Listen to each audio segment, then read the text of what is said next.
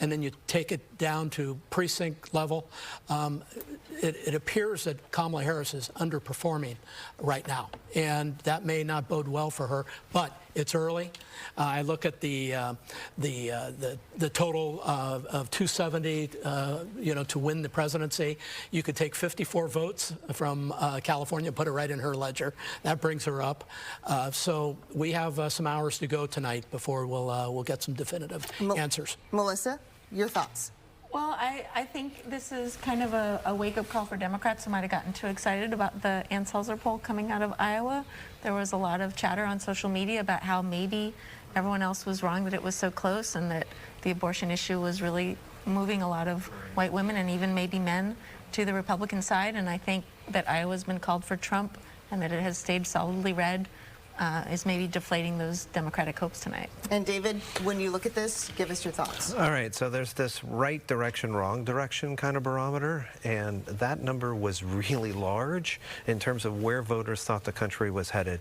And if Donald Trump could portray himself as someone who would take the country in a different direction, and Kamala Harris had difficulty, took a week to answer what she'd do differently than Joe Biden a couple of weeks ago, that's a difficult place to be when you only have 107 days to introduce yourself to voters and really move forward. Lots of money, $1 billion, big. That's big money. But nonetheless, that right and wrong direction, you got to get over that hurdle.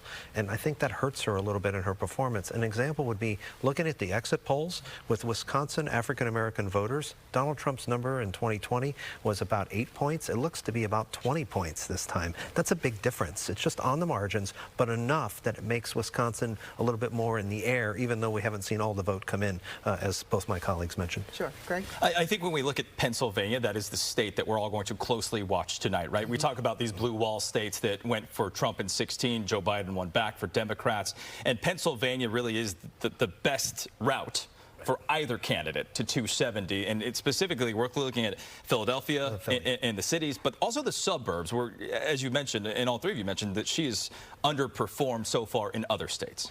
Right, you got to look at, like, Erie County, what's going on there, not just Bucks, but Delco, Delaware, Montgomery. There's a whole bunch of counties there. But she has to win Philly by 500,000 to have a shot to win Pennsylvania. If she's at 400,000, she's not quite there to offset the gains that Donald Trump would have, at least with what we've seen so far in the exit polls. Well, and the interesting thing to watch, and it probably come in the days after the election, is speaking with voters about what connected and what didn't connect. We have known through history, modern history anyway, the economy leads the way. And when Kamala Harris was asked about the economy, her answers were somewhat vague. And maybe it's the 107-day campaign, but when you have $1 billion, you should be able to make your case, even with a short time period. But having said that, it's going to be interesting to see how the minorities voted and whether they were moved by any of the messaging. That's going to be really, really interesting. I think one thing we have to keep in mind is that there are about 500,000 Puerto Rican voters in Pennsylvania. And so if we're talking about last-minute deciders and how the Latino vote is going to go, that's a lot of Puerto Ricans. And that whole Madison Square Garden issue that just stayed in the news for a couple of cycles, that could really make the difference. But Puerto Ricans would be the first to say, though, we're not monolithic. We do have different ideas about what we want to see for this country, and it goes back to the economy. Let's go back to the Bill Clinton, George Herbert Walker Bush race to see that there was this little-known governor out of Arkansas who took on a race that nobody else would take on against a sitting president that had just won a war in Kuwait, or knocked out Saddam Hussein. His approval rating was 90%. And James Carville, who some people love and some people don't love so much, said, it's the economy, stupid. And the economy leads the way. If people, doesn't matter whether they're Puerto Ricans or anything else, if they don't think the next 4 years represents an opportunity, they may vote in a different way. Pennsylvania still too close to call Absolutely. at this hour. We're going to take a quick break, and when we come back, we're going to take a look at the San Francisco mayor's race. Stay with us.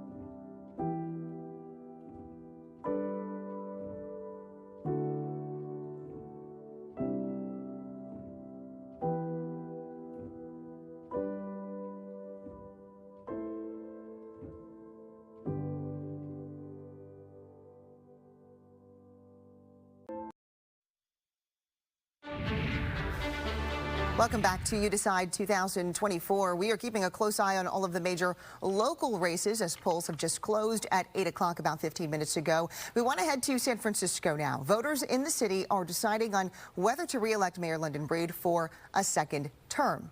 KTVU's Amber Lee is live at London Breed's watch party in South of Market neighborhood. Amber, how's it looking out there tonight? Well, it's pretty busy already, and this party is not scheduled to start until 8:30. We're at Victory Hall, a South of Market venue and bar. Now, like I said, the party wasn't supposed to start, but let me show you what it looks like. Some of her supporters are already here. Now, they're expecting about 200 people, and the mayor herself is expected to arrive in about a half hour and address her supporters soon after. But here with me right now is her campaign spokesperson, Joe Ariano. Joe, what has been the mood like? You guys were campaigning up to the last minute today, all day. Yeah, you know, we were out in the field all day long. The mayor started her day at 5:30 in the morning at our campaign office. And, you know, she was out into the field. She hit every district in San Francisco today. She even took a time during her lunch break today to call swing state voters in Pennsylvania at the Democratic Party headquarters downtown. But, you know, what we're really focused on is hitting as many voters as possible. This is going to be an election unlike any other election that we've seen because it's the first mayoral election to take place in a presidential election year. And so that means a lot of new voters, young voters, first-time presidential voters. So we really wanted to make sure they heard our message and saw our signs all across the city today. What has been the reaction when the Chronicle endorsed Daniel Lurie? Has there been an impact, you think? Well, you know, these days endorsements don't play as much of a role as they used to. I mean, they were really the only endorsement that Daniel Lurie was able to receive. And it was a very watered-down endorsement because it said Mayor Breed is the safe choice and electing Daniel Lurie is a risk. And so, you know, we use that in our campaign materials to our, supporters because it was somewhat of a watered-down endorsement. It was not full-throated, and we felt like it really emphasized that if you want someone with experience who knows how to do this job, who's battle-tested, who helped us get through COVID, that Mayor Breed's the right person for the job. Thank you, Joe, for your time. Now, we'll be here all night to bring you the mayor's remarks. We're going to wait and see if the city's first African-American female mayor will win a second term. Reporting live in San Francisco, Amber Lee, KTVU, Fox 2 News. Amber, thank you for that report. Mayor Breed obviously facing a number of challengers, and we go now to KTVU's Betty Yu. She has been catching up with some of the top contenders in the mayor's race and joins us live from the city tonight. Betty. Christina, I'm at Daniel Lurie's election night party, and the doors just opened just a few moments ago. People are starting to pour in. Now, 1,000 people have RSVP to this party, and we're told there's capacity for 500. And actually, there is a spillover bar next door so that they can handle this crowd. Now, supporters tell me that they are energized because they feel that Lurie is in a very strong position to win. He surged in popularity in recent weeks in polling, and he positioned himself in this race as a political outsider with new ideas and a new approach, and that is an asset and strength, though his lack of experience certainly has been a point of criticism. Before the polls closed today, I caught up with another major contender, former interim mayor Mark Farrell. He was in great spirits. What specifically about your platform do you think has resonated with voters here in San Francisco? I think back to basics, focusing on public safety, focusing on cleaning up our streets, treating those that are homeless and treating those that are suffering from drug addiction the right way, but also focusing on getting them off the streets, giving them a chance at a different life and cleaning up our neighborhoods at the same time. All those messages and focusing on our economy, focusing on families, they resonate across every single neighborhood. Spent much of the day thanking his supporters and getting out the final vote. We stopped by his campaign headquarters in West Portal, where several volunteers also boarded a trolley, which you see there. Now, Farrell said that he planned to have dinner with his family at home tonight and then watch the first results roll in, which is an election night tradition for him before he heads to his party in the marina. Now, just moments ago, I spoke to a Lurie supporter who is very optimistic about his chances. Here's why. He's very passionate. He's a native San Franciscan like me, and he's been really involved in the city and out in the community. And even though he is connected, he is definitely a grassroots organizer and cares very much about what's going on and where the city has been and all the issues that have been going on. Now, voters who support both Lurie and Farrell tell me that they're frustrated with the current state of city leadership, and they all believe that their candidate can end this so-called doom loop in this city. Now, Lurie's campaign spokesperson told me that he will not speak before 10 p.m. tonight on that podium just behind me, so we will be bringing you an update when we hear from him later on in the show tonight.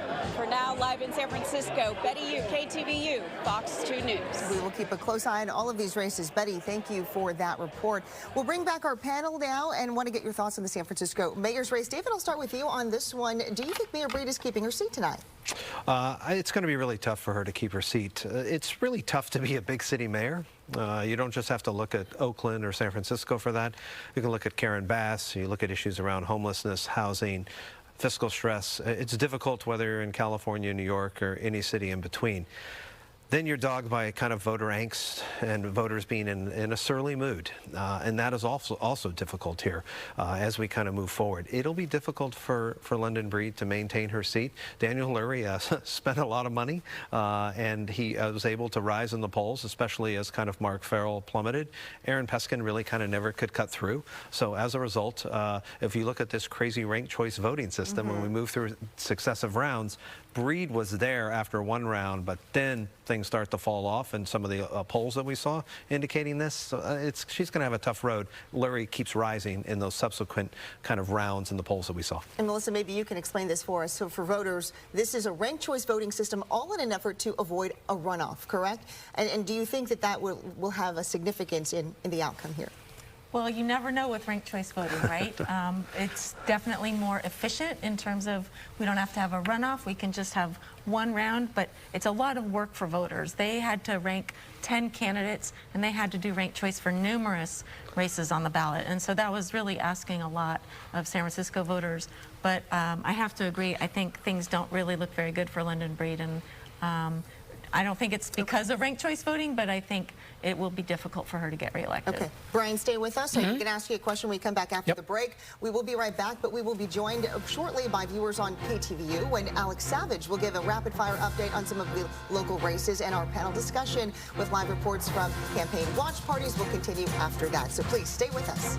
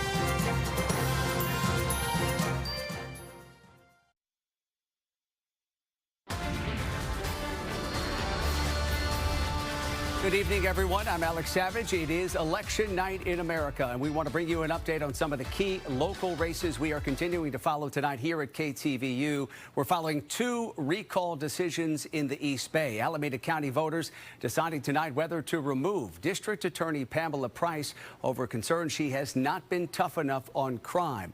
The polls closed at the top of the hour, and let's show you some of the latest numbers here in this recall election. A simple majority of the vote will decide the fate of Alameda County District Attorney Pamela Price, and no results have come in just yet. As soon as we get those, we will pass them along to you. If the recall is successful, the County Board of Supervisors would be appointing an interim to fill out the remainder of Price's term, which is set to go until 2026, until that general election.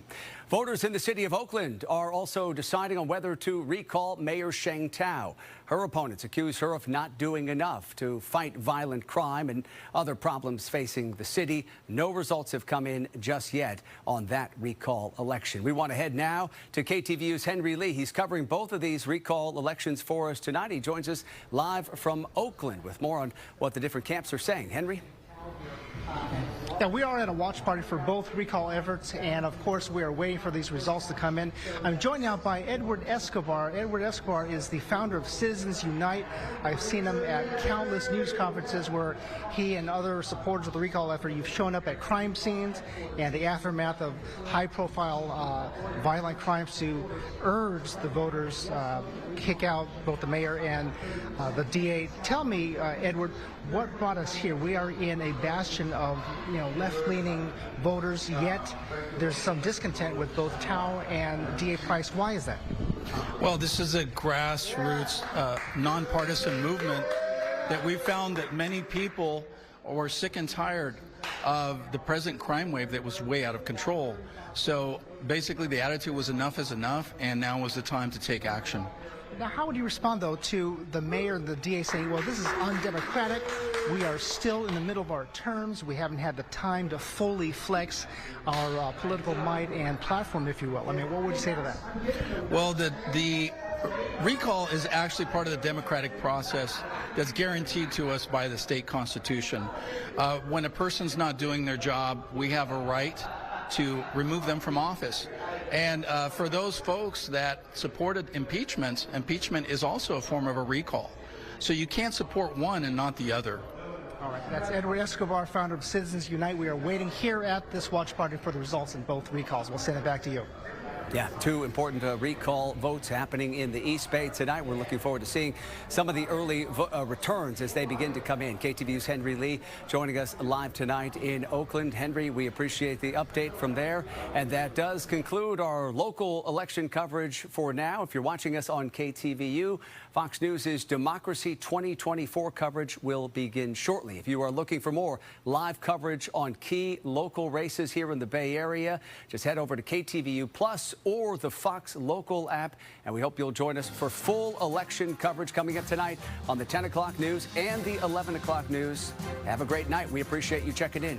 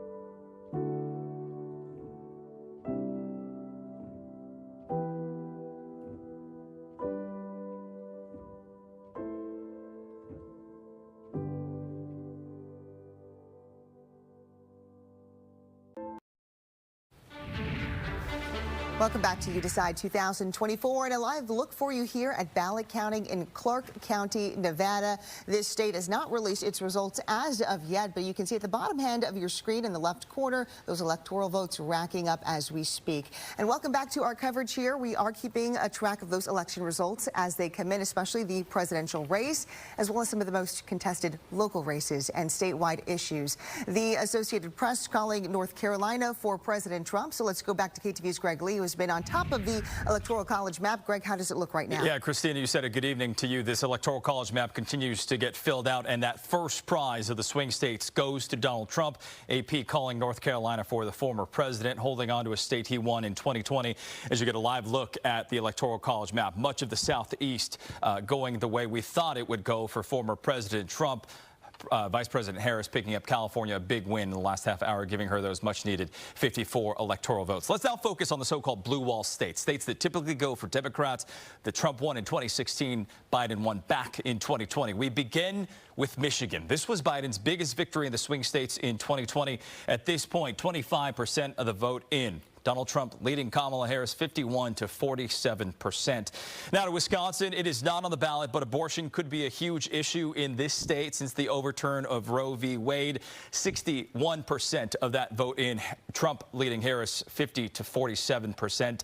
And now to Pennsylvania, the one everyone has their eyes on, the largest prize of the battleground states. And a victory in the Keystone State is the easiest path for either candidate to the White House. 19 electoral votes at stake. This is the state that put Joe Biden over the top in 2020. 77% of that vote in, Trump leading 51 to 47%. Christina, in a memo to staff tonight, the chair of Harris's campaign said, "We have known all along that our clearest path to 270 was through the blue wall states," also saying they do not expect this race to come into focus, real focus, until tomorrow morning as these ballots, especially the mail-in ballots, continue to be counted in these battleground states. Still an early night. All right, Greg, thank you for that.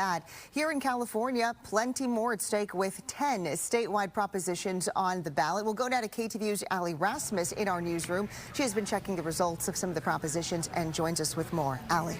Yeah, Christina, let's start with one of the propositions that's gotten a lot of attention and has divided leaders within the Democratic Party. Proposition 36 would increase the penalties for certain types of theft and drug-related crimes. And taking a look at the results so far, you can see there is overwhelming support for this passing. 73% voting yes, 27% no. The details of Prop 36, what it would do, it's theft valued at less than $950 would qualify as a felony instead of a misdemeanor. That means tougher sentences for people convicted of those crimes.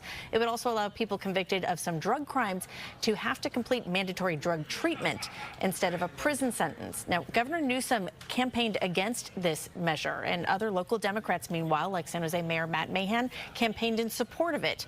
A poll released a couple weeks ago by the Public Policy Institute of California found that it appeared to look like the map that we're seeing right now. 73%, according to that poll 2 weeks ago, were in favor of Prop 36 passing, and it looks like these early vote totals kind of are in line with that projection. Opponents have warned that if this passes, it will be costly and that the state really doesn't have the resources to send more thieves to jail or provide drug treatment to everyone who may need it. But again, even though the vote totals are very early coming in just in the last half hour here for these propositions, it looks like Proposition 36 is headed towards likely to pass with 73% so far voting in favor of it. Let's switch over to Proposition 4. It's billed as the Clean Water and Wildfire Prevention Bond Measure. If it passes, the state would be authorized to issue $10 billion in bonds to pay for things like improving water quality, flood and drought protection, restoring rivers. Looking at the numbers so far, again, early vote totals show that 56% of Californians so far do favor this passing and do favor authorizing this $10 billion bond measure. Some of the things it would also pay for: wildfire prevention and extreme heat projects. Supporters of Prop 4 say that the state budget doesn't have the money to pay for these types of projects on its own, and a bond is the only way to make sure these improvements actually happen. Opponents have warned it will take California decades to pay off just the interest from a $10 $10 billion bond, and it'll end up costing twice as much. But so far, with the early vote returns, 56% in favor of Proposition 4. Let's take a look at Proposition 33, also called the rent control proposition. Early results show 64% of voters do not want this to pass. They voted no on this. 36% voted yes. Now, what Proposition 33 is all about, California has a law on the books called the Costa-Hawkins Act. That prevents cities and counties from passing local rent control on homes and buildings built after 1995. Prop 33 would have repealed that law so counties and cities can create their own local rent control ordinances. Supporters say California has 17 million renters, and according to the Public Policy Institute, more than 30% of them spend half their income on rent. Supporters say this measure would have given those renters some relief, or at least opportunity for relief. Opponents, including the California Rental Housing Association, say if it had passed, developers would be less likely to build new housing, reducing the amount of housing overall and keeping rental prices high. But again, it looks like, according to the early vote results, and just 17% of precincts reporting, 64% though say no on Proposition 33. We'll check back in with another look at some of these propositions and the other ones. Remember, there are 10 on the November ballot, and that'll be coming up later on in the show. We'll send it back to you. All right, Allie, thank you. And staying with our local races in San Francisco, there are 15 ballot measures in that city. One of the more closely watched and contested ones is Proposition K, which would permanently close the Great Highway to cars. There are no results in for that race just yet, but we do want to go to KTVU's Christian Captain, who's live in San Francisco. Christian, a lot at stake with this proposition. Yeah, we are expecting those results any minute now. Within about 7 or so minutes, we're expecting the first glimpse at how Proposition K is faring. The future of the Great Highway has become one of the hot-button issues here in San Francisco. Yes on K would permanently bar automobiles from a 2-mile stretch of the Great Highway between Lincoln and Sloat. The road was closed to vehicle traffic during the pandemic, and it has since reopened, but is still closed to automobiles on the weekend. Now, in the last few weeks, Prop K has emerged as one of the more hotly contested issues in the city, with strong emotions on both sides. Backers of Prop K say it would transform a highway that's already eroding away into a 2-mile park where people can gather, and they say that other major arteries like 19th Avenue and Sunset Boulevard can be used by commuters. It was closed during the pandemic for social distancing and became this beloved town square for our neighborhoods in the outer Sunset and the outer Richmond, and increasingly for the whole city. And so with this opportunity in the ballot, we were like, let's take a proactive stance and be proactive about responding to coastal erosion and climate adaptation, and at the same time create this permanent park space for San Francisco.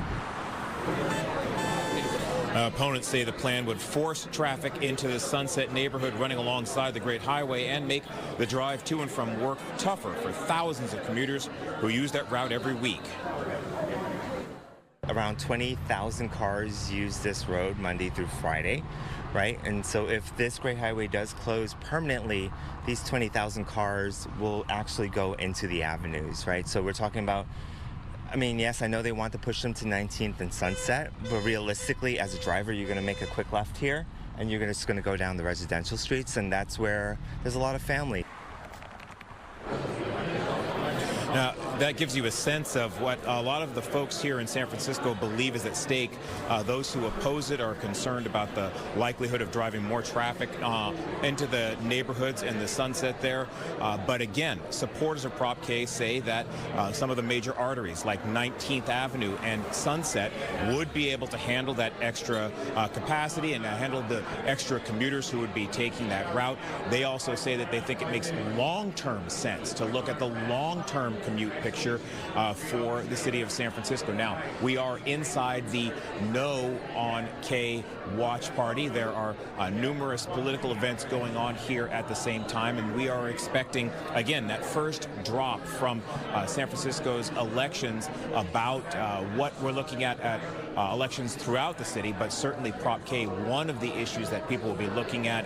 Again, those results, that first batch of results due out at 8:45, so we are monitoring monitoring that very closely, waiting for those results. Now, if Prop K does in fact pass, the city would have 6 months to get the process of converting the Great Highway into a park underway. That means that they would have to seek environmental and state approval to go ahead and do that. So a lot on the line here for the folks who are on both sides of this issue that certainly caused a lot of emotion here in the city of San Francisco. We will continue to monitor developments and get those results to you as soon as the Department of Elections posts those. For now, we are live here in San Francisco. Christian Kaftan, KTVU, Fox 2 News. Okay, Christian, thank you. I want to bring back our panel now. Brian Sobel, Melissa Michelson, and David McEwen. And a reminder to our viewers on Fox Local and KTVU Plus, we are using the Associated Press to call tonight's races. So with that, North Carolina, a critical battleground state for Trump. And Brian, I'll start with you. The AP calling it for Trump. Are you surprised? It was a state that was going to be contested, and it has been. The difference in the votes here are less than 200,000. 90% of the votes have checked in at this point. So a big win for Donald Trump tonight. In terms of, Melissa, now your question here, in terms of the gender gap, we're looking at how women are voting and how men are voting. And what have you seen in the weeks leading up to tonight that shows you whether or not what we're seeing in the results is actually what women and men feel? Well, I think we need to distinguish between women of color and white women. And what we have seen consistently in election after election is that black women, Latino women, other Asian women, women of color tend to vote Democratic, but white women consistently vote Republican. And so the big question this year was whether, given the Dobbs decision, given the prominence of the abortion issue, would white women join women of color in leaning Democratic? And we don't know the answer to that yet. We'll find out from some of the exit polls, but the conflicting polls of partisanship and gender are there for these different types of women. And when you look here at the electoral votes, 230 for Trump, 205 for Harris, what are you thinking right now? It's super close, which is what we political scientists and all the pollsters have been telling everybody for months now. It's super close. We're probably not going to know who's going to win tonight. Maybe folks should just try to remain calm and remember that, you know. And carry on. Okay. There's a lot. Keep calm and carry on. I'm not going to repeat the SNL quote as much as I want to. There's a lot of votes left to be counted, and in that big state of Pennsylvania, they didn't let them start early, and so we're not going to know the results for a long time. And so, you know, interesting things are going to be happening on lower ballot races and statewide races and propositions, but for the presidential race, we really might not know for a while. Right, we're still going to be waiting for a while. Okay, David, before we go to break, I want to ask you about Prop 36. Let's go back to that statewide proposition, talking about increasing penalties for people when they commit felonies for $950 rather. Surprised here with the results being so far, granted only 16% of votes being reported, but it seems like it appears it's going to pass. Yeah, I mean, I think the question is whether 2 out of 3 Californians or better vote on that ballot measure in the approval. Remember, most ballot measures don't get passed, right? Most of them, 1 out of 3 generally is passing. But we've seen a trend the last couple of election cycles where the number has actually gone up. And if you're pushing back against criminal justice reform, Pamela Price, DA Alameda County, against the big city mayor, London Breed, Mayor Tao of Oakland, if you're pushing back against that, and George Gascon for that matter in Los Angeles, it's Christmas in November for you, because really pushing back on that, in that sense, they're going to do very well. There was no, I think, really suspense about Proposition 36, because California voters are kind of in this Jekyll and Hyde place. They want to be asked about ballot measures. They say no to most of them, but we have seen this uptake and what's going on. Look at the bond on Measure 4, or Proposition 4. The title and summary of that adds a little bit to that measure. If you look at some of the other ballot measures, they're quite complicated, and that cuts into, if the shortcutting heuristic, we develop encyclopedias about these things. Most voters are just developing shortcuts, and they're looking for what's going on in title and summary, a kind of a key indicator, adding a few points. Not the case in 36, no problem in terms of getting that yes vote. All right, David, thank you. We're going to take a quick break here. When we come back, we're going to look at the 2 recalls on the ballot in the East Bay with a live report coming up as well. Stay with us.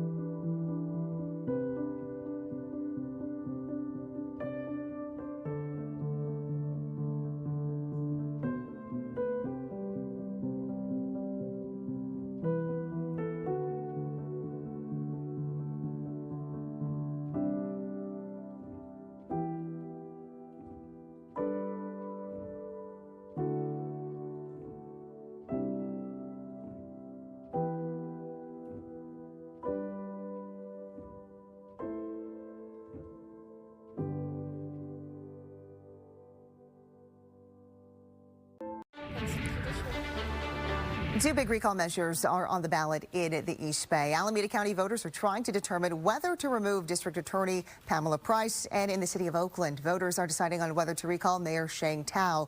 We'll go down to KTVU's Henry Lee live in Oakland, covering both recall elections tonight. Henry, how are things shaping up? Yeah, we're still waiting for the returns to come in. They have not come in on our end now. Obviously, we're at a watch party for both recall efforts. Organizers say both Alameda County DA Pamela Price and Oakland Mayor Sheng Tao are unfit for office, but their supporters say that these women, who are both progressives, are being unfairly targeted. Now, Oakland Mayor Sheng Tao has touted a sharp drop in homicides and a successful reboot of the ceasefire anti-violence program as some of the reasons why the city is on the right track and why she should not be removed from office.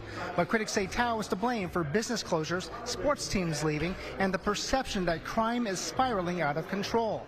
They say she should not have fired Oakland Police Chief LaRon Armstrong or sold the city's share of the Coliseum. Detractors also say the FBI raid of her home has also cast a cloud of suspicion over her administration. She has not been charged with a crime. Now, as for Alameda County DA Pamela Price, she was elected on a platform of reforming the criminal justice system and holding police officers accountable for misconduct. While in office, she has made clear she will not automatically charge special circumstances or the most severe gun enhancements like her predecessors. She says she's uncovered evidence prosecutors in former administrations intentionally excluded Jewish and black jurors from death penalty cases. Critics say Price has gone too far, allowing criminals to get soft sentences while at the same time ignoring the wishes of crime victims. Her policies have prompted many prosecutors to join other DA's offices, including a longtime veteran whom she had charged with a crime until that case was dismissed. We spoke today to the president of the Oakland Police Union, who wants both Tao and Price recalled, as well as a civil rights attorney who says they should both stay in office. There needs to be a change. I think that we have swung so far left the meter that we need to make sure that at some point that there got to be some reasonableness to make sure that we can sustain on these challenges. There are forces, builders, realtors that are opposed to the progress in Oakland. They are campaigning to recall every progressive on the ballot. They have spent hundreds of thousands of dollars against everybody that I support. And I don't see that there is a basis for recalling Sheng Tao nor Pam Price. Now, if DA Pamela Price is recalled, the Board of Supervisors would appoint someone to take her place in the interim until there's a next election for that position. Now, if Mayor Tao's recalled, that's a little bit more complicated because ordinarily the city council president would step in as interim mayor, but in this case, Council President Nikki Fortunato-Bass is herself running for Alameda County Supervisor, so someone else could very well take that seat until a special election sometime next year. That's the latest in Oakland. Henry Lee, KTVU, Fox 2 News. All right, Henry, thank you for that report. Stay with us. When we come back, we're going to look at the California Senate race.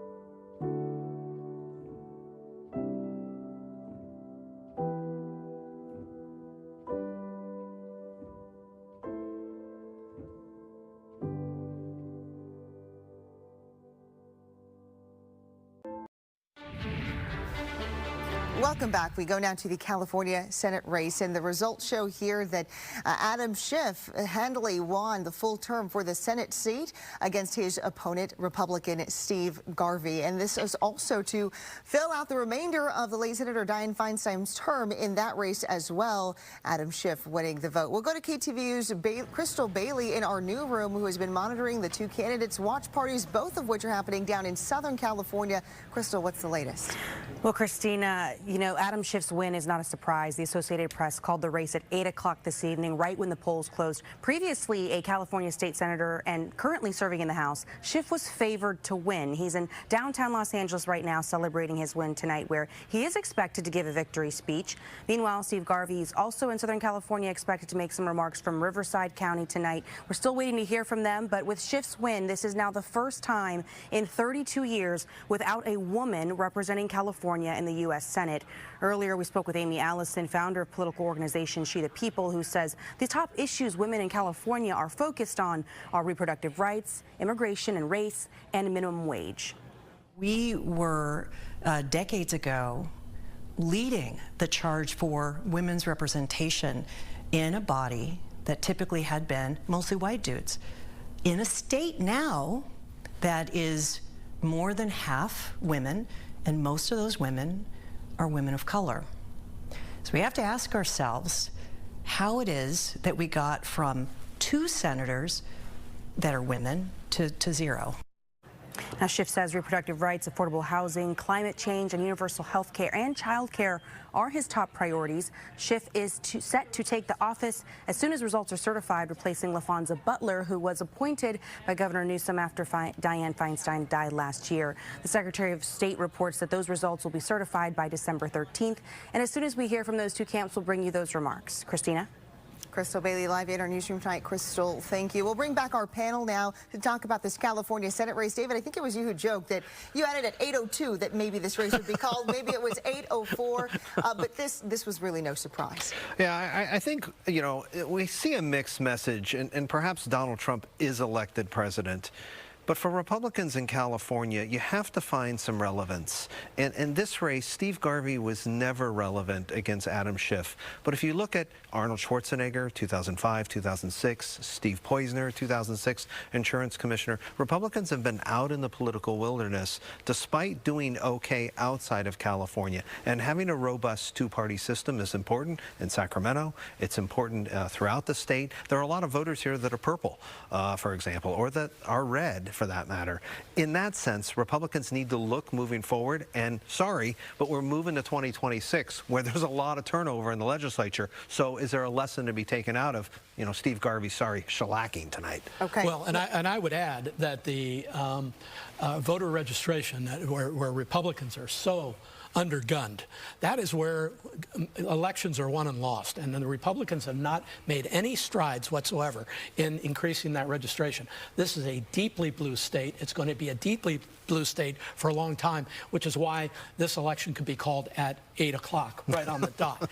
I'll also say it could be called at 8 o'clock because Steve Garvey was such a weak candidate, and I think the point is that when the Republicans have put up a strong candidate like Arnold Schwarzenegger, then Republicans can win in the state. And to be fair, that was a couple of decades ago, but I think there's still plenty of people for whom, if there was somebody who was compelling, they would potentially vote for a Republican. Well, they might, but they've voted for Republican governors. This is the United States Senate. Adam Schiff is a well-known person, and I think that at the end of the day, when he knocked Katie Porter out of the race very early and ended up with Steve Garvey, there were a lot of people, Democrats, who were upset about that. But it was a good campaign move to do it, a good political move to do it. This was never a race. It's one of the worst races I have watched, a statewide race in 30 years. It was terrible. It didn't even seem like Steve Garvey was visible in the last 10 days of the campaign, when you would think you would be turning to a place where there would be visibility before the voters. And in addition, there is this component of, look, there are a lot of female voters in California, and that's an important component to this. I'm going to have to wrap you there. We have another hour of coverage here on Fox Local as well as KTVU, and we are staying on top of the races, big and small, as they come in. Stay with us.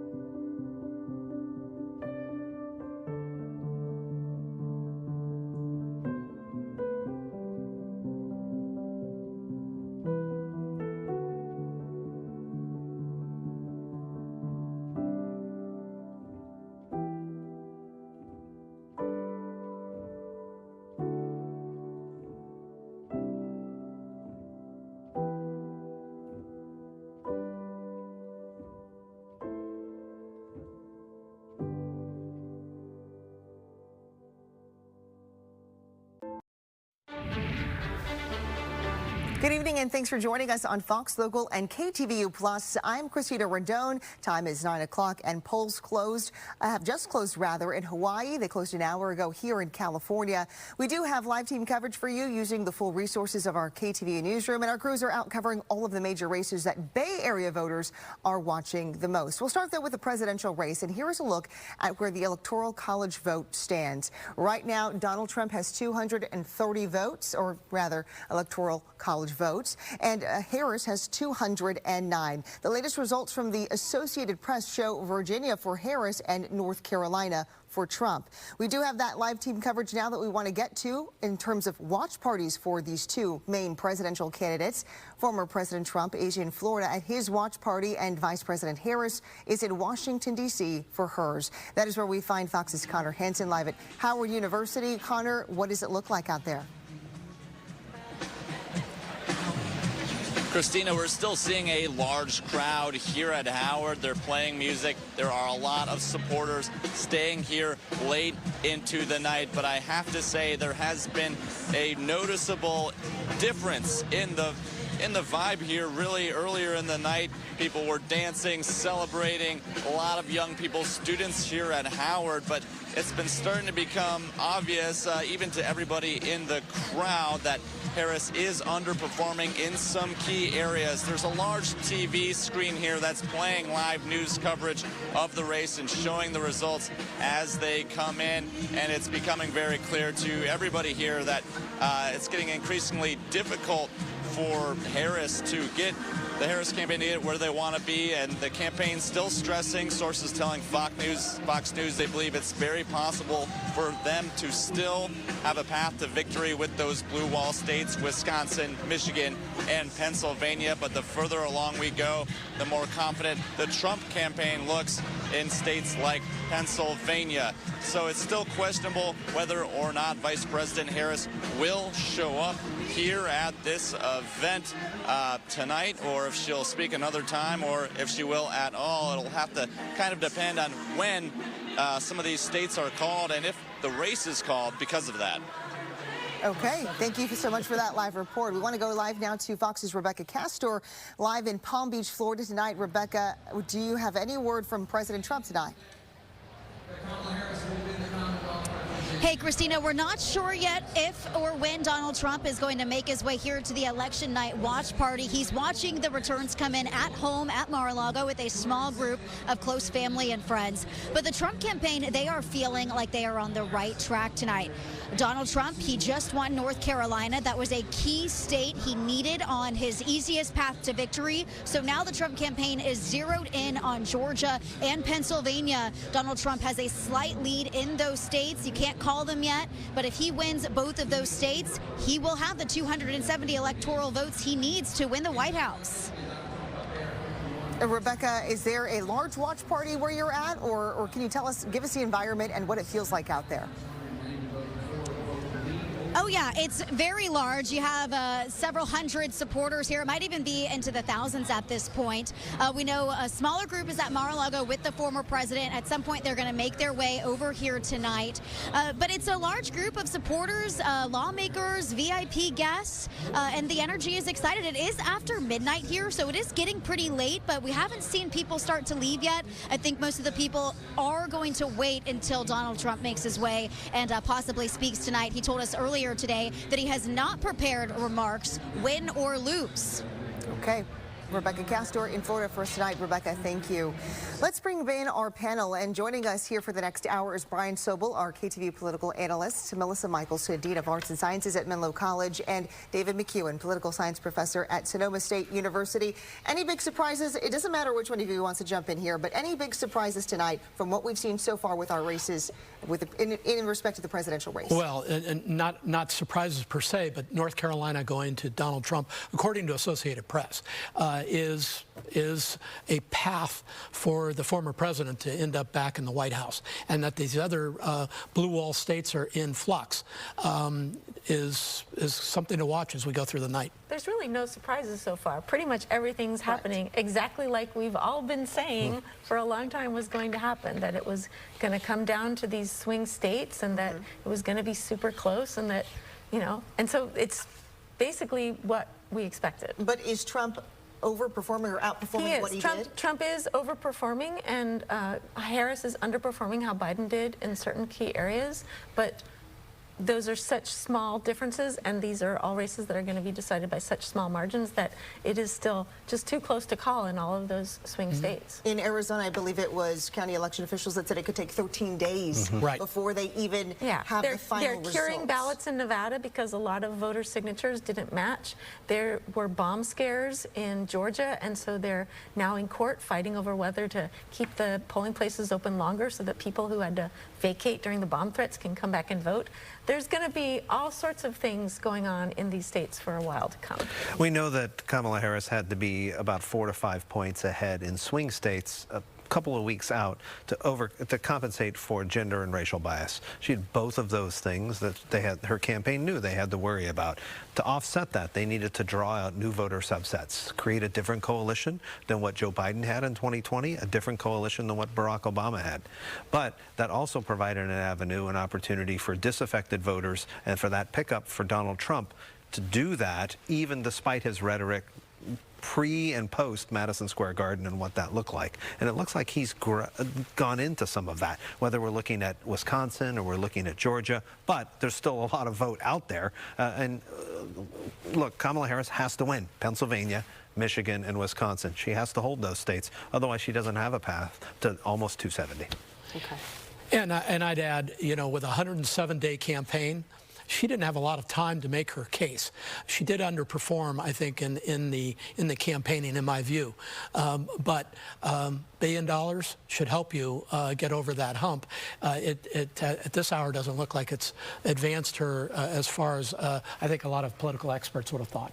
In terms of the lawsuits that may potentially arise from this election, do you see that that would be an issue, or do you think we're not going to see history repeat itself? We're definitely going to see lawsuits. We're definitely going to see people arguing about the results and what was fair and which ballots should be counted. So that will be going on for some time as well, for sure. And that never changes. I mean, this has been, go back to the Gore v. Bush, Florida. It took, almost a month to solve that situation before Al Gore took a look at his pathway and said, I'm not going to win in the Supreme Court, United States Supreme Court. I concede. That was 30 days. Hanging chads and all that other stuff. No hanging chads this time around. No hanging chads. Not at all. The states that have rules related to whether the top two performers are within a half a point of each other, or 0.5%, and whether that triggers an automatic recount, that'll be something we'll all become experts on. It won't just be the pointy-headed academics, because that will be an issue in some of these states if it is indeed kind of the half-point difference between Kamala Harris and the former president. Right, and as I always point out, one side is not exclusively tied to lawyers and everything else. Both sides of this race are all lawyered up. They've got experts on state law in these states, and if they find a crack, a sliver, they're going to try to run through it. Okay, we will wait and see. That's all we can do, right? And when we come back, we'll take another look at the electoral map and check on results for the recalls in the East Bay. Stay with us.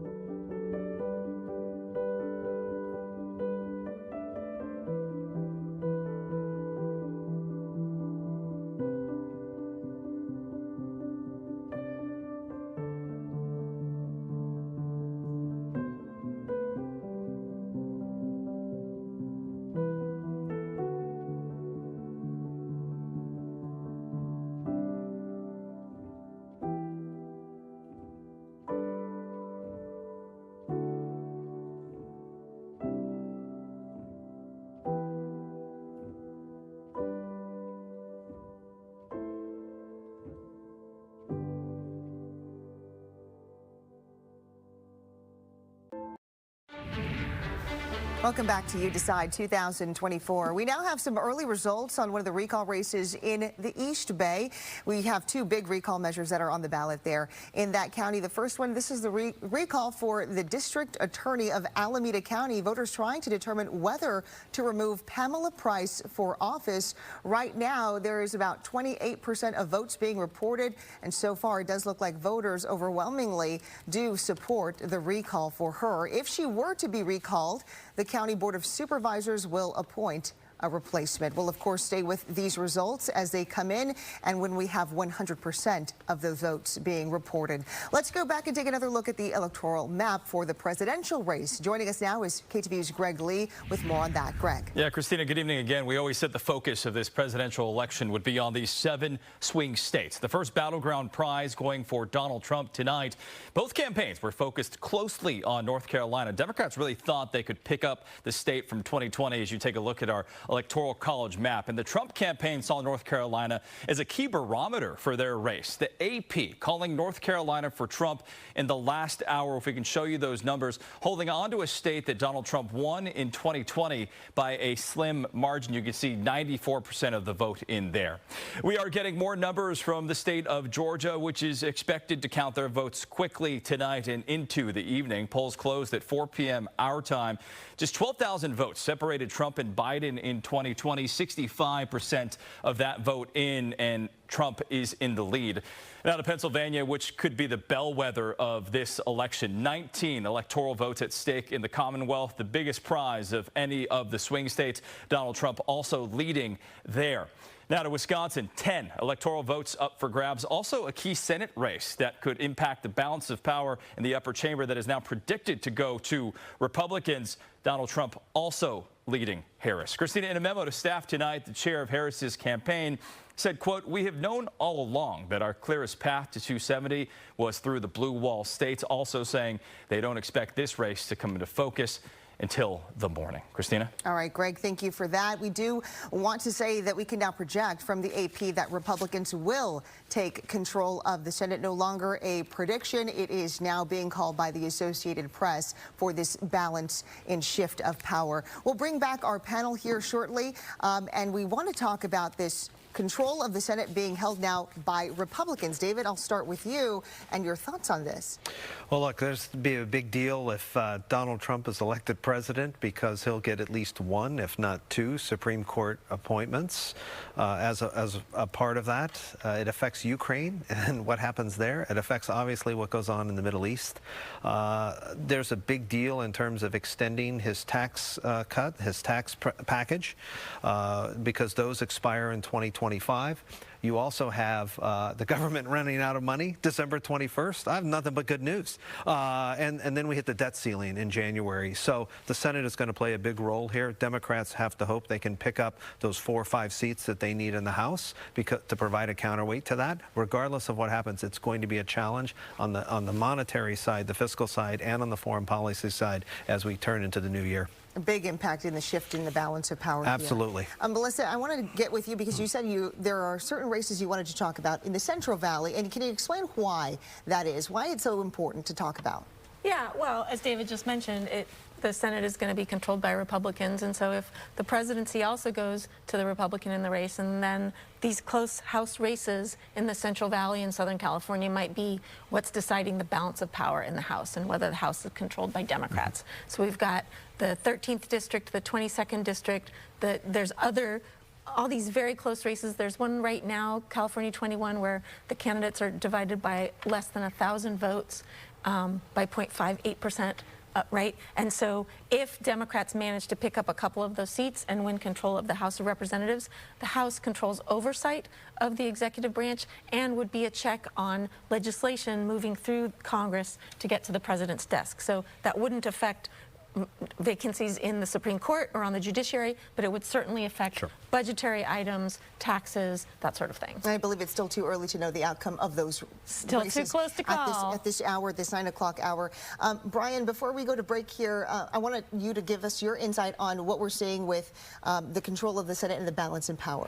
Well, I'm a firm believer in checks and balances, and so I really worry about the executive and the Senate and the House House all being, under one party banner. I don't think it's healthy. I just, looking back at history, we haven't done well when we haven't had a system where you can block bad legislation and make it and cure it to become better. And that's what happens when you have all the players on one team in place. But in fairness, Democrats, if the Senate goes to the Republicans and the presidency goes to Donald Trump, Democrats have a lot of power. You can block a lot of legislation. It's just the checks and balances are out of alignment if everybody is of one party. And that also makes me think of the Supreme Court in terms of the impact there as well. But the Democrats can't block a nomination in the Senate because we've gotten rid of filibusters for judicial nominations. And so Senate control being in the hands of the Republicans does mean Donald Trump, if he wins, could put pretty much whoever he wanted onto the courts. Okay, if you're Republicans tonight, what are you thinking at this hour, even though it's early? Well, I think if you're a Republican tonight, you're feeling cautiously optimistic that you may be electing Donald Trump to the presidency, that you will pick up the Senate, you will have control of the Senate, House is in flux, but we've got a ways to go. I caution everybody to just take it down a notch, more to come. What about Democrats? If you're a Democrat, David, what do you think? If you're looking I at think this if you're race Josh Shapiro, you're Gretchen Whitmer, you're Gavin Newsom, you're thinking about 2028 right away. So pessimistic. Well, I think it's already over for the Democrats. No, I don't. I think that they're looking at this and saying what could have been for them with a longer runway, with that 107 days, because you have a candidate who's not running as a woman, not running based on who she is. She's trying to create a different way forward, like Barack Obama did, like Bill Clinton did, like others have tried to cut into a new Democratic coalition. And we're not quite at that place with the Democratic Party. If they lose, they're going to have to really kind of revisit their strategies moving forward. Republicans would have had to do the same thing with the post-Donald Trump party for what that looks like. The guy's 80 years old. So, I mean, what happens in Ohio and J.D. Vance becomes really important. Jim Jordan becomes an absolute player. He's not going to run for Senate, but he becomes a huge player in judiciary and kind of behind the scenes with Mike Johnson moving forward as well. So there's some very interesting kind of subtext, I think, here for each party out of this election. Oh, absolutely. I was going to say, Nikki Haley is going to emerge as a very big player because she did very well in the primaries. And, woman of Indian descent, lots of things going for her, smart, great resume. I think the Republicans are going to be looking at her as well. Okay, we look at the results here at the bottom of the screen. 230 electoral votes for Trump, 210 for Kamala Harris, and we do still have a ways to go. And when you're looking at this, they're called battleground states for a reason. And so we're waiting for these battleground state results to come in. Are we still looking at Pennsylvania the closest, or is there any other state emerging where there's a path for either one of these candidates to the presidency? I think all of the battleground states are still really very close, and they are being decided by very slim margins. And we have to remember that while a lot of votes have been counted in these states, and we're seeing pretty big percentages of votes already counted, there are still so many more votes to be, it's just, the reason AP hasn't called them yet is because they're too close. And so you can't look at the numbers and say, oh, well, I know what's going to happen here. Well, and they're within thousands of votes. I mean, we're not talking about, the percentages are one thing, but if you look at the raw vote, they're very small. They're very slim. And so that means an area of a state can, flip it. Right. Okay. We are going to take a quick break, and when we come back, we are going to be joined shortly by viewers on KTVU when Alex Savage gives a rapid-fire update on our local races. Our panel discussion and live reports from the campaign watch parties will continue after that, so please stay with us.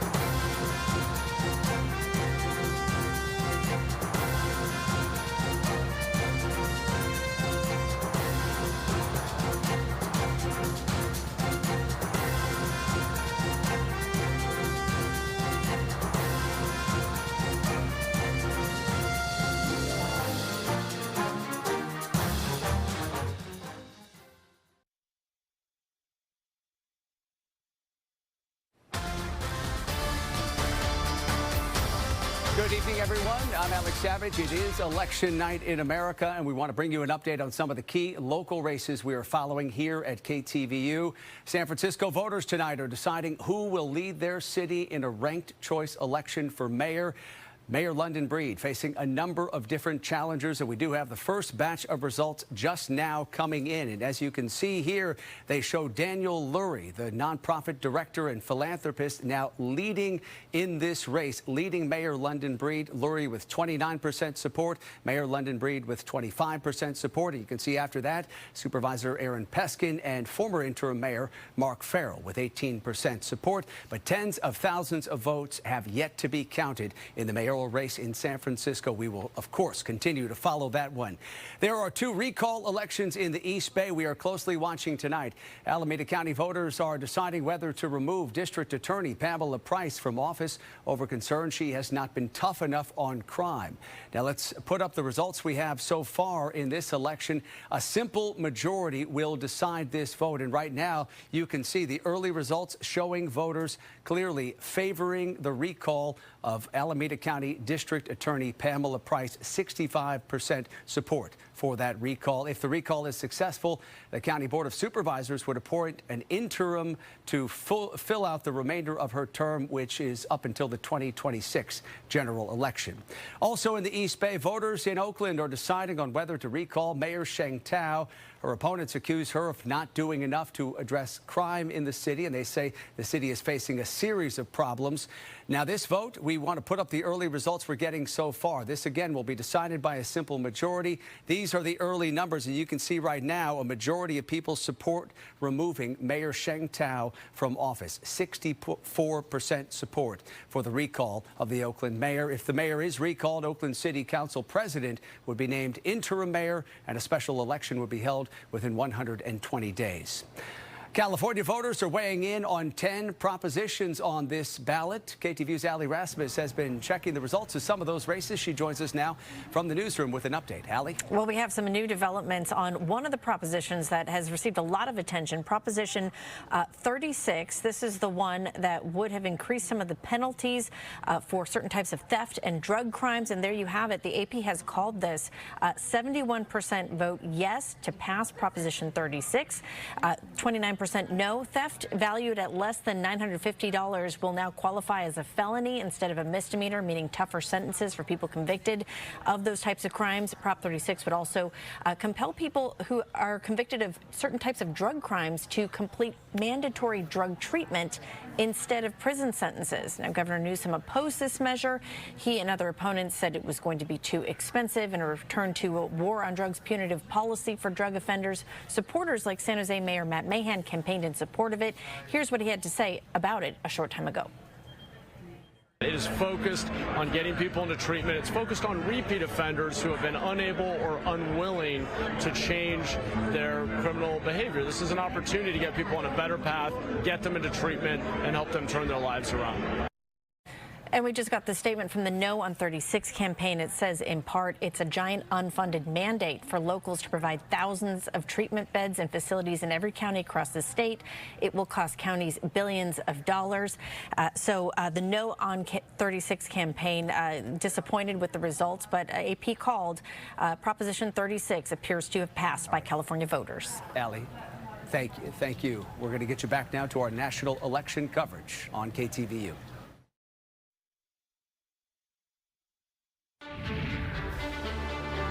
Welcome back to our continuing coverage of the 2024 election results as they come in, and we are keeping a close eye on the presidential race as well as some of the most contested local races and statewide issues. Want to take a look at the electoral map right now.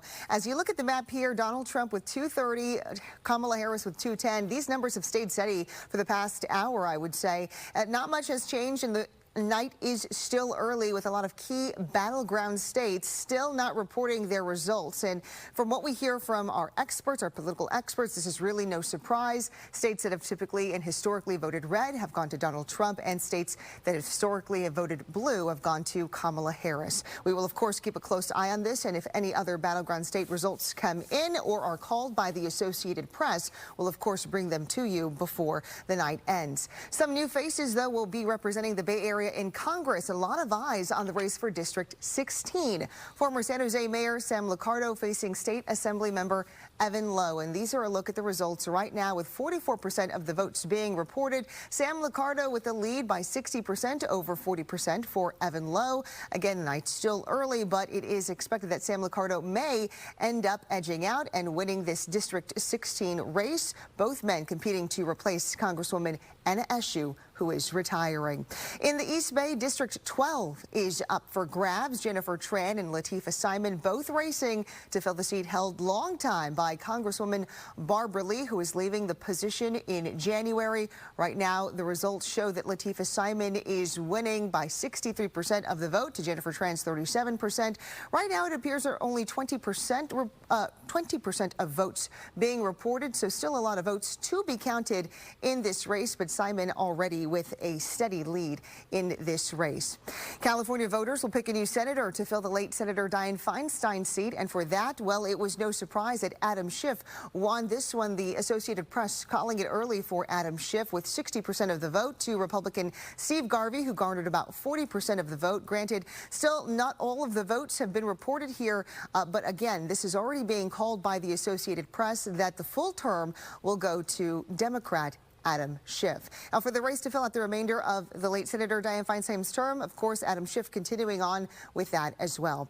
A lot of Kamala Harris supporters here in the Bay Area are cheering her on, especially considering that she is a Bay Area native. KTVU's Jana Katsuyama live in San Francisco now with reaction from Democrats tonight. Jana. So you're asking your mechanic, can I keep this thing on the road? Well, we're out here in front of Manny's in the Mission District along Valencia. They have cut off this part of the street. You can see there's a big Jumbotron right here showing the results. And if you pan over this way, Rob, my photographer, you can see that there are a lot of people who are very, very solemn right now. There was a lot of festive atmosphere earlier, but as these results are coming in from a lot of the Harris-Walz supporters, the numbers are not going the way that they want to see it. And so it has become very quiet, and a lot of people who are starting to leave, others just watching here. But take a look at some of the video we shot earlier in the day. We were across town, downtown on Market Street, where the San Francisco Democratic Party had their watch party, as well as active phone banking. They had hundreds and hundreds of people down there calling into swing states for the Kamala Harris campaign. And really, San Francisco is where she got her political careers start. So there were people who had been on her past Senate campaign, her district attorney campaign, and many of them from, as we know, a broad spectrum of Democrats really came together to unite and rally behind her. Here's what one of the vice chairs had to say. We've had about 160 people, and for Harris-Walz, we've called Pennsylvania, and then we shifted over to Arizona. We have had some super volunteers. They've been here relentless on the phones for weeks. They are sort of our surrogates, if you will, from past campaigns. We have Obama volunteers, Hillary Clinton volunteers. And we also spoke to some of Kamala Harris's close family friends who are supporting her from Washington, D.C. at Howard University, where they have their official campaign party. We spoke to relatives of Regina Shelton, who was what she called her second mom. She has been sworn in over Regina Shelton's Bible every time she has been elected. And here's what those relatives had to say about how they are feeling tonight. For us, this means a lot for my family, for my kids, because they look at Kamala as a role model. They call her Auntie Kamala. She uses my great aunt Regina Shelton's Bible every time she's sworn in for every office that she's held. To come full circle back to the campus where she, got her feet wet, so to speak, and to come back here and never forgetting where she came from and doing it at such a historic place on a historic day. So many emotions. Excited, nervous, proud, anxious. Our entire family is just praying for her. We are cheering her on, and we all hope for the best. And back here live in the Mission District, a lot of people who are here listening to some music. They've been trying to keep the atmosphere festive here, but certainly there's a lot of tension as they are watching these results come in. You know, a lot of people here rooting for Kamala Harris, but we'll just have to see how things go tonight. All right, Jenna Katsuyama, thank you for that live report. No surprise, California did go to Kamala Harris, but Republican voters in the Bay Area hoping to see former President Trump reclaim the White House. KTVU's Zach Sauce is live in Pleasant Hill tonight at a Republican watch party for Contra Costa County Democrats. Zach. Yeah, and this is a crowd that certainly has had a few things to celebrate tonight, certainly one of them being the control of the Senate going to the Republicans. The other big celebration, the big cheer that echoed through this room was when North Carolina got called for Donald Trump. Now all eyes on those key swing states. Certainly at the moment, those the early results at least leaning in the direction of Donald Trump. I'm joined by Jeff Burns, who is the chairman of the Contra Costa Republican Party. Jeff, what are you watching most right now? Thanks, Zach. No, we're really watching returns out of Pennsylvania and Georgia right now. North Carolina was a huge win. Had to get that one in the column. We've got Georgia up next. Pennsylvania's huge. And then as we move west, we're going to move into Nevada and Arizona, which might even report results earlier than Michigan and Wisconsin, depending. But we've got one of the 7 big swing states under our belt. That was going to be tight. So the mood here is cautiously optimistic but excited. I wonder, what are some of the key things, speaking to some of your members of your party here, what are those things that they say drove them out to vote for Donald Trump? You know what, I think the biggest things were the economy / inflation and the border. I mean, it's just been a dereliction of duty on both those fronts with the Biden-Harris administration. And I've never seen excitement more pronounced or public for Trump in his 3 runs in this time around. So those are the big issues driving people out. And in our county, people are getting out, and they're tired of one-party rule in California. Obviously, you've been keeping a close eye on you kept a close eye on the polls ahead of all this. Any surprises for you so far? I don't think so yet. I think there's a lot of data to still come in. But I think as you look at the national map, we're getting Republican votes out at a much higher level than we traditionally have. And that is putting the Democrats in a position to carry a lot bigger vote count on Election Day than they have in the past. So that is encouraging. If Trump can get Georgia, Arizona, Nevada, all he needs is Pennsylvania, and it's a wrap. If Donald Trump gets Pennsylvania, do you think that your pants may have something to do with it? Tell me about it. I think the pants, the tie, don't underestimate the tie, but the pants would have a big part of it. They're great pants.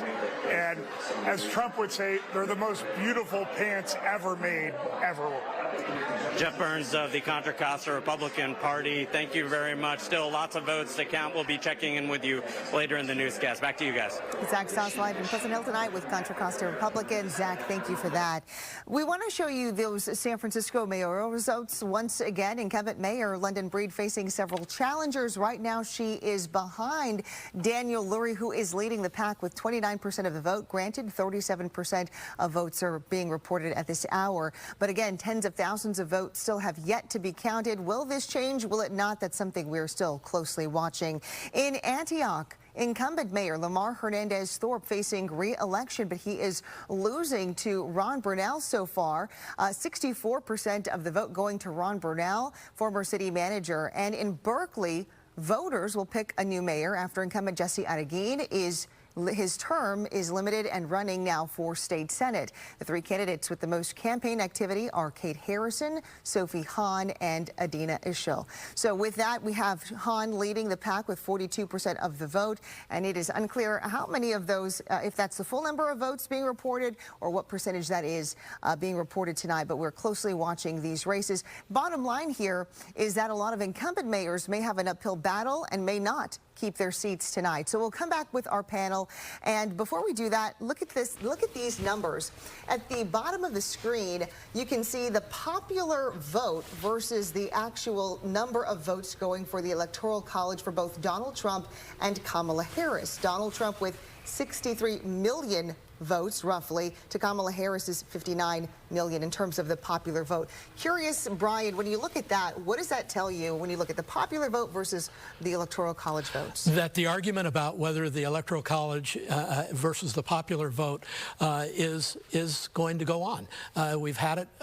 If Kamala Harris were to win, and Donald Trump were to win the popular vote, it would be only the 6th time in American history where you had a situation where somebody won the popular vote but did not win the presidency.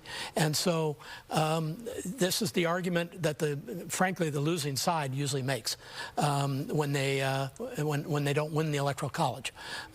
They just say, hey, you know, the way it's proportioned doesn't work anymore, and we need to talk about that. Okay. I want to go back to our California races. In the House, District 16 and District 12, those are two races we've been closely watching to both fill Lee's seat and Eshu's seat. And Melissa, I want to hear your thoughts here. South Bay is your area.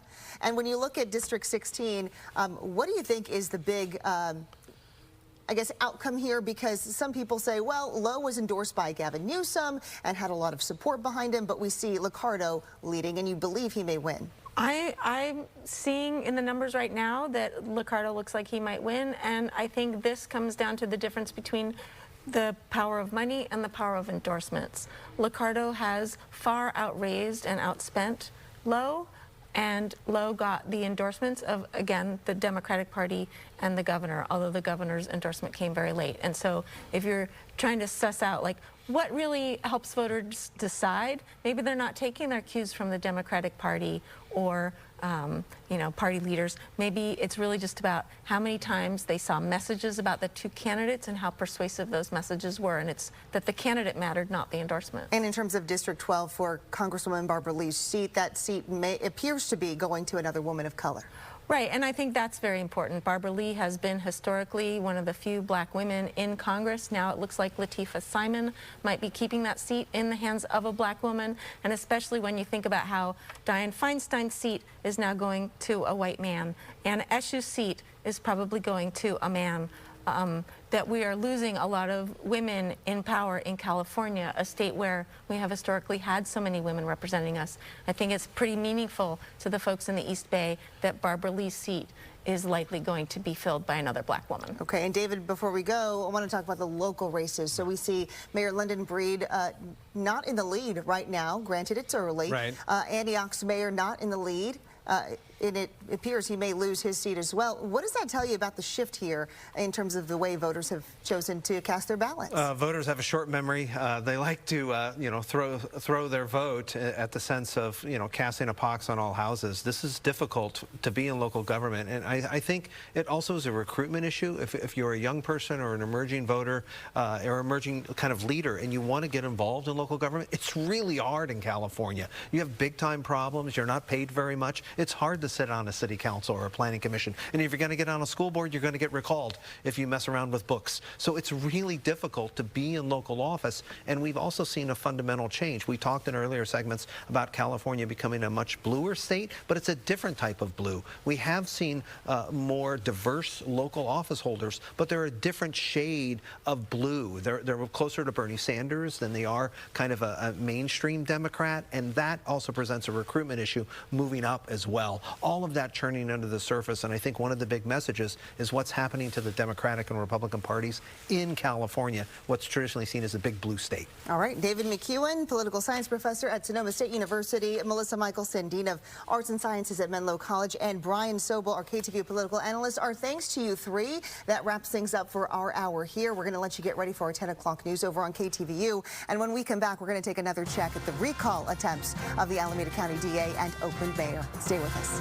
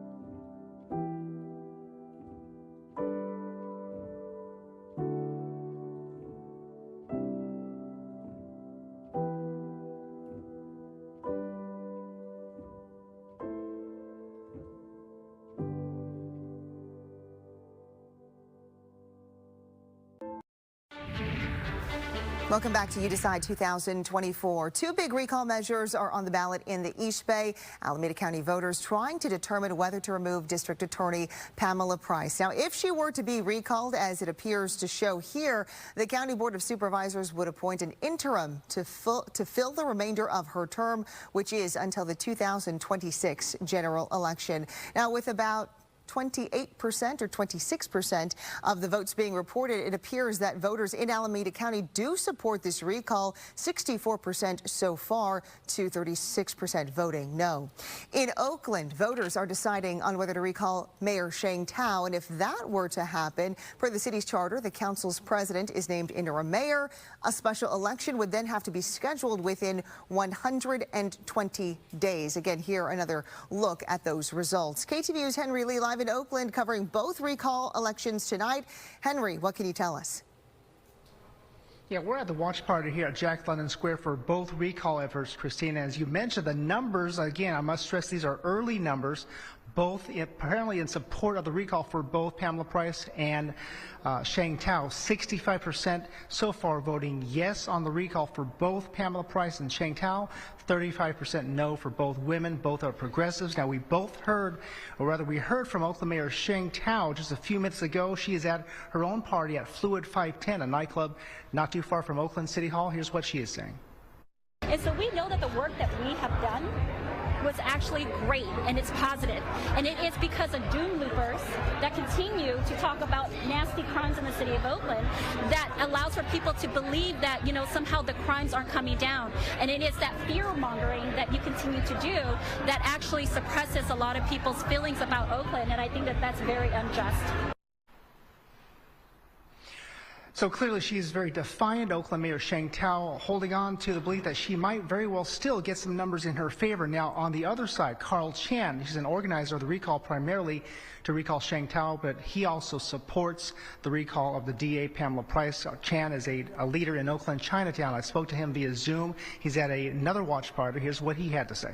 People in the city and also the county, they are sending a strong message to our leadership, stating that public safety is the utmost importance for the people, whether they're working people, businesses, for protecting our seniors, our children, especially our women. So this is time for us to make the change, the real change. So here we are, and the voters have spoken.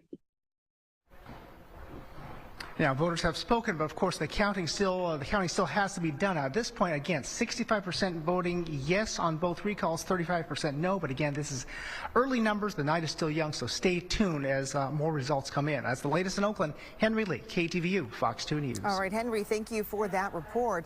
Moving now to the results for Prop 36 here in California. As the AP has called it, it does appear that Prop 36 will be winning and passing, meaning that this will be tougher measures and toughening punishments for serial theft and drug dealing in California. Polling support for this ballot measure surpassed ahead of election day. There were some opponents concerned about the impact on prison populations and what this would do, but it does appear by 71% of the vote, the Associated Press reporting that Prop 36 will pass and increase sentences for drug and theft crimes in California. We will be right back with one more wrap-up of some of the big local races when we return.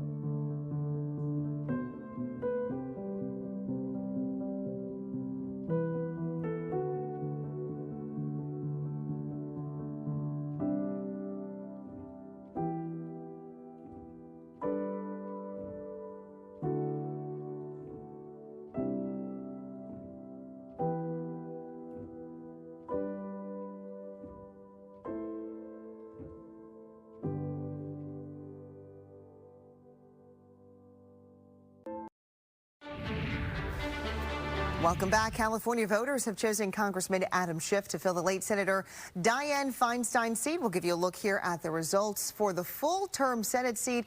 Adam Schiff winning by 60% of the vote to Steve Garvey's 40% of the vote.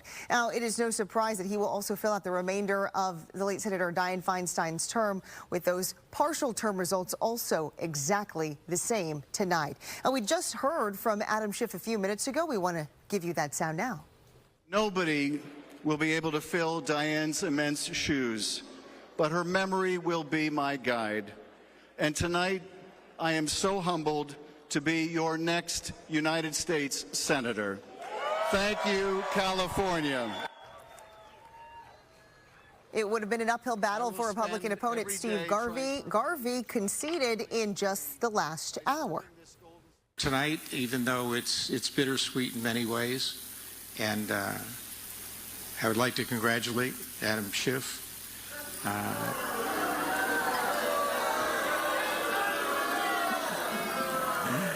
Haven't I taught you the Garvey way? Haven't I taught you that we can leave it on the field sometimes? Jeff. The former LA Dodgers star had been hoping to use his outsider status to appeal to frustrated voters. Schiff with an easy win in California. Some new faces will be representing the Bay Area in Congress. A lot of eyes are on the race for District 16. Former San Jose Mayor Sam Liccardo is facing State Assembly member Evan Lowe. And tonight, with about 44% of votes being reported, Sam Liccardo is in the lead with 60% of the votes to Evan Lowe's 40%. Again, this race has not yet been called for District 16, but we do want to show you that Sam Liccardo is in the lead. As far as the East Bay congressional race, those results showing Latifah Simon leading with 63% of the vote to Jennifer Tran's 37% of votes. This is only 20% of votes being reported. We will closely follow this, as when the AP calls it, we'll of course bring it to you for District 12. We do want to end with a look at the Trump party in Palm Beach, Florida tonight. Lots of people in that room hoping for an appearance from Donald Trump, though it is unclear whether or not or when he will be speaking. We do have a Fox reporter in the crowd watching these results, watching the crowd and watching the excitement build up for him as he inches closer to 270 for the path to the presidency. As for Kamala Harris, she is in Washington, D.C. tonight. The crowd, though, thinning out as we give you a live look here at her watch party at Howard University. It is unclear whether or not she will be speaking tonight. There are no plans that we have heard of to hear from her, but if she does speak, we'll of course bring that to you. Thank you so much for joining us tonight. Our coverage continues in just a few minutes on KTVU and on our Fox local app. Our 10 o'clock news is coming up next. I'm Christina Rendon. Have a good night.